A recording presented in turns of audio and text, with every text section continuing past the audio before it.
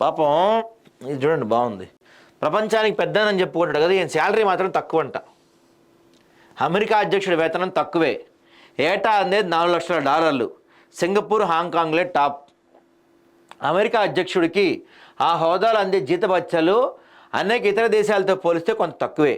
నూతన అధ్యక్షుడిగా Donald Trump సోమవారం ప్రమాణం చేయనున్న నేపథ్యంలో అధ్యక్షుడి జీతభత్యాలు, ఇతర సౌకర్యాల గురించి పరిశీలిస్తే అగ్రరాజ్యాధినేతగా ఉండేవారికి ఏటా $4 లక్షల అంటే భారత కరెన్సీతో పోలిస్తే సుమారుగా 3.46 కోట్ల గౌరవ వేతన రూపేణ లభిస్తుంది. అంటే ప్రతి నెల 28.8 లక్షల వేతనం చేతికి వస్తుంది. 2001 నుంచి ఇంతే ఇస్తున్నారు. కొన్ని దేశాల అధినేతలు ఇంతకంటే ఎక్కువ వేతనాలనే అందుకుంటున్నారు. సింగపూర్ ప్రధానమంత్రి వార్షిక వేతనం మన కరెన్సీలో 13.85 కోట్లు. ఇది సింగపూర్ ప్రజల స్థూల జాతీయోత్పత్తిపై 1320% సమానం. అమెరికా అధ్యక్షుడి వార్షిక వేతనం దాదాపు ఆ దేశ ప్రజల జీడిపికి సమానంగా ఉంటుంది.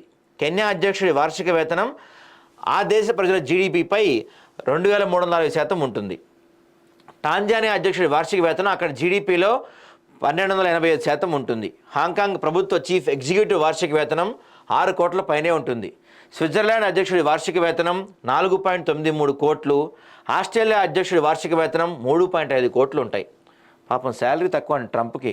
అమెరికా అధ్యక్షుడి జీవితానికి అదనంగా చాలా భత్యాలు ఉంటాయి. వ్యక్తిగత కార్యాలయ విధుల భత్యంగా 43 లక్షలు ఇస్తారు. ప్రయాణ ఖర్చుల కోసం పన్ను మినహాయింపు సౌలభ్యంతో 86 లక్షలు ఇస్తారు. కార్యక్రమాల నిర్వహణ ఖర్చులతో పాటు వినోద భత్యంగా 16 లక్షలు, వైట్ హౌస్ అలంకరణ ఖర్చులకు 86 లక్షలు ఏటా ఇస్తారు. వార్షిక వేతనానికి ఇవన్నీ కలిపితే ఏటా 4.92 కోట్ల దాకా చేతికి అందుతాయి.